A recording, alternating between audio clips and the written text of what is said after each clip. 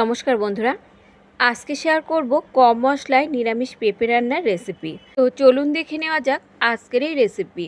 তো তার জন্য একটা পেঁপে আমি এখানে প্রথমে 2 ভাগ করে কেটে নিয়ে পেঁপের এই বীজগুলোকে ফেলে দিতে হবে।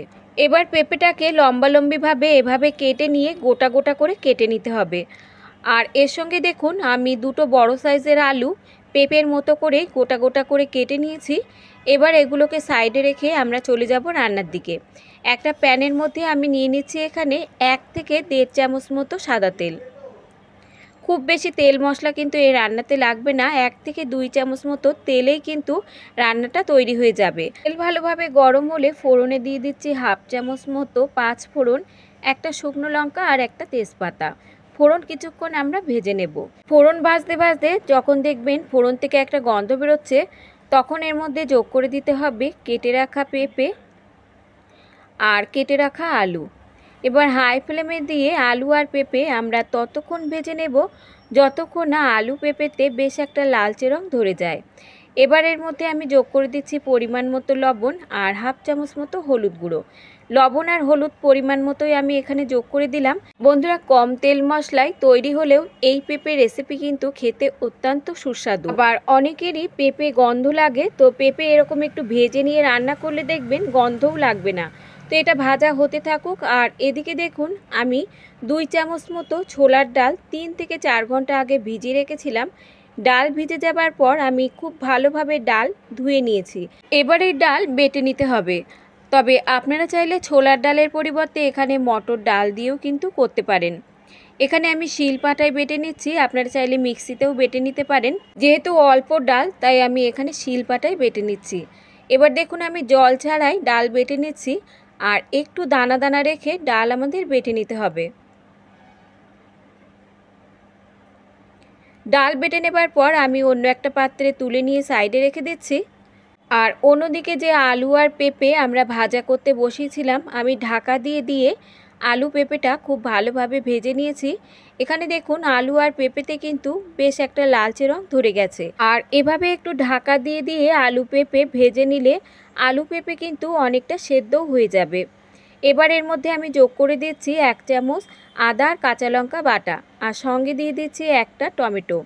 এখানে আমি 1/2 ইঞ্চ মতো আদা আর একটা কাঁচা লঙ্কা দিলাম। এবার আলু পেঁপের সঙ্গে আরও কিছুক্ষণ আদা কাঁচা লঙ্কা টমেটো কষিয়ে নিতে হবে, যতক্ষণ না আদার এই কাঁচা গন্ধটা চলে যায়। তো কিছুক্ষণ ভাজা ভাজা করে নেবার পর আদা দেখুন এখানে আমি খুব ভালোভাবে ভাজা ভাজা করে নিয়েছি। এখন এর মধ্যে সামান্য পরিমাণ দিয়ে দিচ্ছি জিরে গুঁড়ো আর সামান্য পরিমাণ দিয়ে দিচ্ছি ধনে গুঁড়ো। 1-3 চামচ পরিমাণ করে আমি ধনে আর জিরে গুঁড়ো দিয়ে দিলাম। সঙ্গে যোগ করে দিচ্ছি ডাল বাটা, আর বাটিটা ধুয়ে 2 চামচ মতো জল যোগ করে দিলাম। এবার লো টু মিডিয়াম হাইতে আরও কিছুক্ষণ আমাদের এই মশলাগুলো আলু পেঁপের সঙ্গে কষিয়ে নিতে হবে। কষাতে কষাতে দেখবেন যখন এই ডাল বেশ একটু ভাজা ভাজা মতো হয়ে যাবে, তখন এর মধ্যে যোগ করতে হবে জল। ডাল একটু ভাজা ভাজা করে নিলে ডালের কাঁচা গন্ধটা থাকবে না, আর খেতেও কিন্তু তরকারিটা হবে দারুণ সুস্বাদু। তো দেখুন এখানে ডাল কিন্তু বেশ আমি একটু ভাজা ভাজা করে নিয়েছি। পেঁপে কিন্তু ভীষণই একটা উপকারী সবজি, বিশেষ করে যাদের কোষ্ঠকাঠিন্যের রোগ আছে তারা কিন্তু পেঁপের এইরকম হালকা পাতলা ঝোল খেতে পারেন। তাদের পক্ষে কিন্তু পেঁপের এইরকম রেসিপি ভীষণই উপকারী। তো এখানে আমি ডালটা বেশ ভাজা ভাজা করে নেবার পর পেঁপে আলুর পরিমাণ অনুযায়ী দিয়ে দিচ্ছি জল।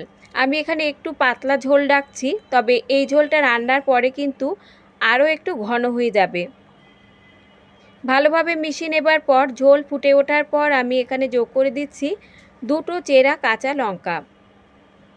পেঁপের তরকারি খুব বেশি ঝাল ঝাল হলে খেতে কিন্তু ভালো লাগে না, তবে আপনারা আপনাদের পরিমাণ অনুযায়ী এখানে ঝালটা যোগ করে নেবেন। এবার ঢাকা দিয়ে 7 থেকে 8 মিনিটের মতো লো ফ্লেমে আমরা রান্না করে নেব। তো পেঁপে আলু এখানে সেদ্ধ হতে থাকুক। ওখানে এই রেসিপির জন্য আমরা একটা মশলা রেডি করে নেব। একটা প্যানের মধ্যে এখানে নিয়ে নিচ্ছি আমি 1 চামচ মৌরি। এবার ফ্লেমটাকে একদম লোতে রেখে মৌরি ভেজে নিতে হবে। প্রায় 1 মিনিটের মতো ভাজার পর দেখুন মৌরির কালার যখন এরকম হালকা একটু চেঞ্জ হয়ে যাবে, তখন মৌরি নামিয়ে গুঁড়ো করে নিতে হবে। আর অন্যদিকে যে আলু পেঁপে আমি ঢাকা দিয়ে বসিয়ে রেখেছিলাম সেদ্ধ হবার জন্য, এবার ঢাকনাটা তুলে চেক করে নেব যে আলু পেঁপে এখানে ভালোভাবে সেদ্ধ হয়েছে কিনা।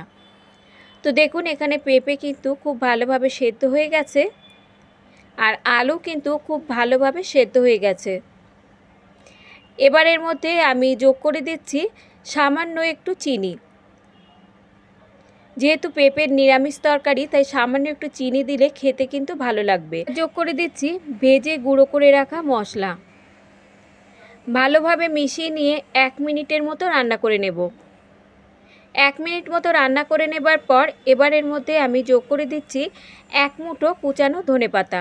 ধনেপাতা দিয়ে মিশিয়ে নিয়ে ঢাকা দিয়ে কিছুক্ষণ রেখে দেব, তারপর সার্ভ করে নেব।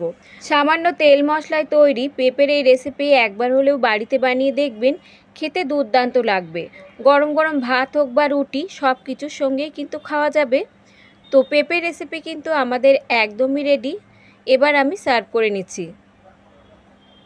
পেঁপের রেসিপি তো আপনারা অনেকভাবেই বানিয়েছেন বা খেয়েছেন, তো বন্ধুরা একবার হলেও এভাবে বাড়িতে বানিয়ে দেখতে পারেন।